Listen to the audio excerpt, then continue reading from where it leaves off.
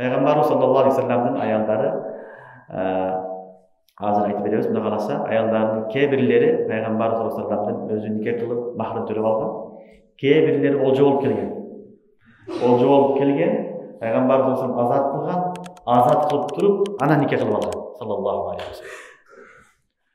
Расулуллах саллаллаху алейхи вассаламдын өмүр баянын карайтылган болсок, жашоосуну өзгөчө мына нике туурасында жашоосуну карасак, өзгөчө чоң сабак болот да. Пайгамбарыбыз саллаллаху алейхи вассалам аялдардын көптүгү бул кутургандыктан, шахваттын негизинде, нафс негизинде болгон эмес. Пайгамбар саллаллаху алейхи вассалам ушул диндин негизинде болгон, диндин негизинде гана ушул аялдарды алган, дин таркалсын деп деген максатта. Себеби адамзаттын көпчүлүгүн аял түзөт. Дүйнөдө эркек менен аял бар. Эркектер азыраак, аялдар көбүрөөк. Бул дин эркекке да керек, аялга да керек. Эркекке да керек, зарылчылыгы бар, аялга да зарылчылыгы бар. Эгерде эркектер өргөнө берсе, аялдар өргөнө калса, анда экинчи бир жамаат, таифа эмне болот, жахалат болот. Ошон үчүн аял затына дин жетсин деп Аллах субханаху ва таала пайгамбарыбызга 4төн көп аял алганга уруксат берген. Пайгамбарыбыз саллаллаху алейхи вассалам аялдары көбөйгөн учуру дагы акыркы учуру болгон. 5-6 жылда эле болгон, акыркы 5 жылда эле болгон. Андан берки жашоосуну карасак, пайгамбардын жаш кезин карасак, бүт баарына бир эле аял менен жашаган саллаллаху алейхи вассалам. Пайгамбарыбыз саллаллаху алейхи вассалам 25 жашында 40 жаштагы аялды алган. Хадича энебизди. Өзү сунуштаган Хадича энебиз 40 жашында болгон, ага чейин 2 турмуш көргөн. 2 турмуш көргөн аялды балдары менен 25 жашындагы эркек адам үйлөнүп отурат. Хадича энебиз менен 5 жыл жашаган. 25 жыл жашаган. Пайгамбарыбыз саллаллаху алейхи вассалам 50 жашка чыкканга чейин Хадича энебиз менен жашаган. Пайгамбарыбыз 50 жашка жеткенде анан Хадича энебиз каза болгон. Себеби чоң да пайгамбарыбыздан. 15 жаш пайгамбарыбыздан чоң. Ал не болду? Каза болуп, картайып каза болгон.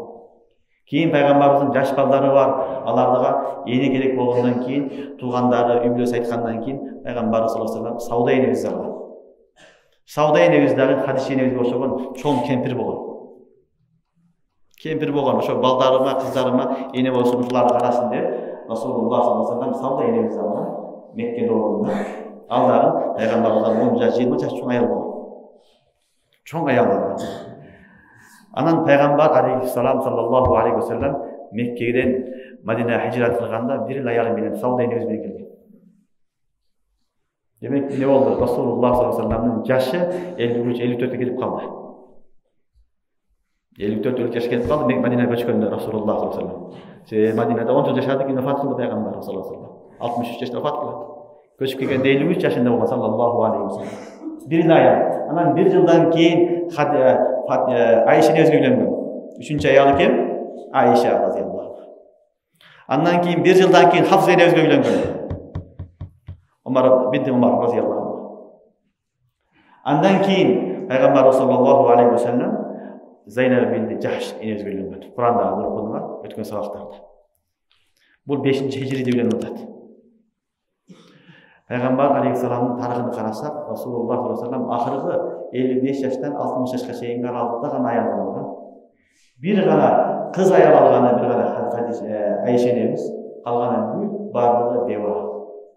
Турмуш көргөн, элден ажыраган, алардын да калганда ошол курбанчылыктарын эске алып алган. Алардын жолдоштору дин жолунда курбан болуп, жаны малын аяп, шахид болуп кеткенден кийин аял. Ошолорду Пайгамбар саллаллаху алейхи вассалам кадырлап саллаллаху алейхи вассалам.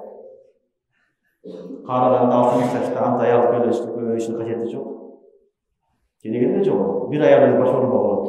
Расулуллах саллаллаху алейхи вассалам ошол аялдар аркылуу аял затына дин жетсин деген максатта гана үйлөнгөн.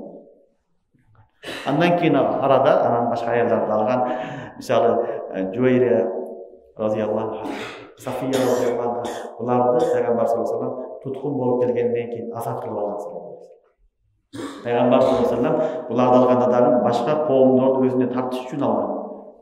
Интибак үчүн алган. Умму Хабиба энебиз, Умму Хабиба бинт Абу Суфьян. Абу Суфьян көбүнчө пайгамбарга душмандык кылган. Kafir doğrunda en katlı düşmanlık Abu Sufyan oldu. Ahırı Müslüman oldu. Fatih Mekke'de Müslüman oldu. O şeyin Peygamber sallallahu aleyhi ve sellem ne kıldı? Kızını algan. Ummu Habibe'miz. Oşol uyturmak olsun. Andan keyin alıp uruş kılbasan ahir İslam dinine kirgen. Oşol Safiye bint Huyey. Bani Kurayza'dagı ne Evreyin kızını algan Peygamber sallallahu aleyhi ve sellem. Oşol kavminin ne yaxşı kalıp olsun, aralashıp keteylik, alar da dinge kesin деген maksatda Peygamber sallallahu aleyhi ve sellem. Oşun için Peygamber sallallahu aleyhi ve sellem'nin büyük bardığı Allah'ın tarafından, Allah'ın hükmünden algan, anın barında çoğun hikmetleri var. Oşun için Resulullah sallallahu aleyhi ve sellem özün taraftan ayarlar adam emas, Allah Teala özü tanıdap bergen